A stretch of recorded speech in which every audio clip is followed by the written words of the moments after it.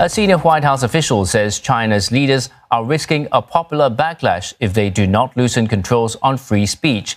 U.S. Deputy National Security Advisor Matt Pottinger, who spoke on China's May 4th movement, also said Beijing's efforts to punish critics like the doctors who sounded early warnings over the coronavirus outbreak would eventually backfire. His speech is likely to further inflame tensions with Beijing. 他在2月7日的去世，使全世界人民感觉像失去了亲人一样。李医生告诉记者：“我认为健康的社会应该有多个声音，我不赞成公权力的过度干预。” And for more, let's cross over to our U.S. Bureau Chief Simon Marks. Now, Simon, those were some stinging words directed at China in Mr. Pottinger's speech. Could you tell us more about Kim and also the significance of that speech?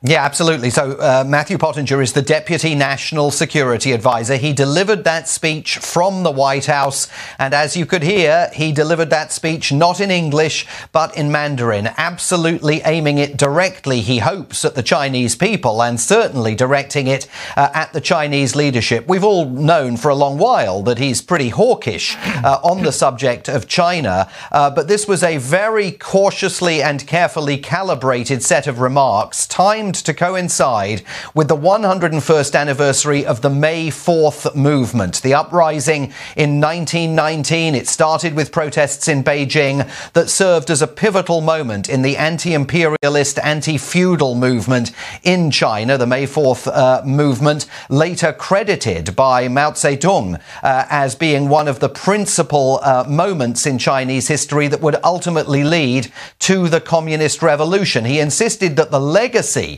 of the May 4th movement was, as you heard there, embodied by Dr. Li, the idea of speaking out, confronting authority. And while speaking in English and answering questions after his speech ended, he insisted that he wasn't trying to foment a popular uprising in China, said that it's up to the Chinese people to determine the country's governing arrangements. He absolutely, in that speech, made it very clear that he thinks that the opportunity for some kind of a popular uprising in China is rife, and he related that directly to the events of the last few weeks and the emergence of coronavirus from Wuhan. Now, this comes after Beijing called U.S. Secretary of State Mike Pompeo's statement on the origins of the coronavirus pandemic as insane and evasive. What's been Washington's reaction?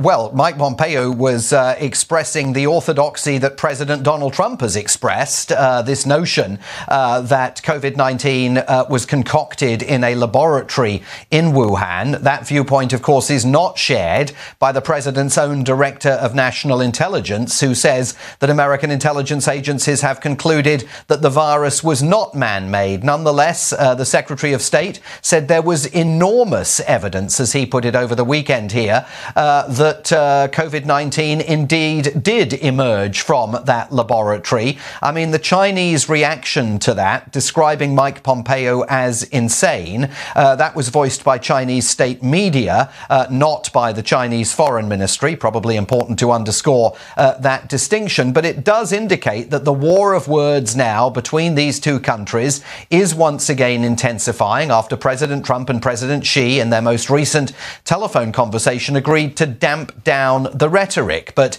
comments like those made over the weekend by the Secretary of State, speeches like the one that we've heard here today by Matthew Pottinger, only serve to rub more salt into what are already festering wounds. And the Chinese are absolutely clearly going to continue hitting back. This is going to take the relationship, if it continues, down an increasingly tense path.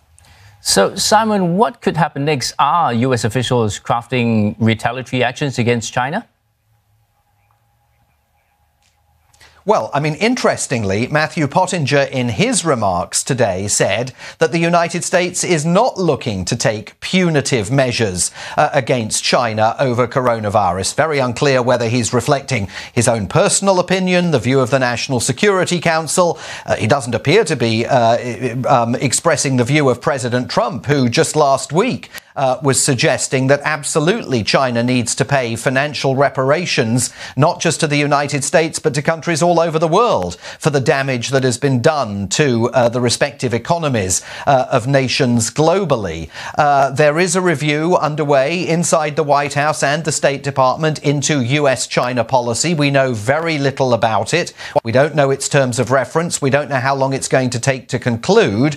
But certainly the Secretary of State and his spokeswoman late last week were indicating that we'd be hearing more about it soon and that it could lead to China, as President Trump said just within the last few hours, being held accountable for coronavirus. So this is a very, very opaque path that the bilateral relationship between Washington and Beijing is now on.